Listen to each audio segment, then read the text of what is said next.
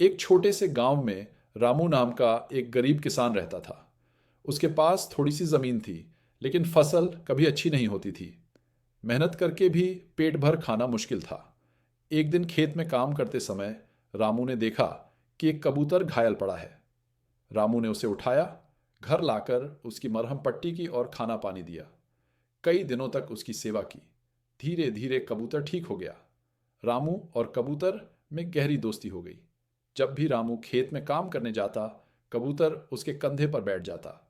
गांव वाले मजाक उड़ाते, अरे रामू, ये कबूतर तुझे क्या देगा? पेट तो फसल से भरता है।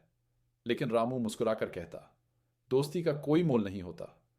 एक दिन रामू बहुत उदास था, क्योंकि उसकी फसल पूरी तरह बर्बाद हो गई थी। वो सोच रहा था कि अब घर कैसे चलेगा।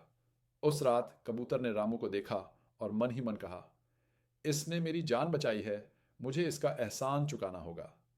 अगली सुबह जब रामू उठा, उसने देखा कि चौबारे पर एक अंडा रखा है। लेकिन वो साधारण अंडा नहीं था, वो सोने का अंडा था। रामू की आंखें फटी रह गईं। उस दिन से कबूतर रोज एक सोने का अंडा देने लगा। रामू अमीर हो गया, लेकिन उसने कभी अपनी दोस्ती को नहीं भुलाया। गांव वाले हैरान रह गए कि रामू की किस्मत कैसे बदल गई।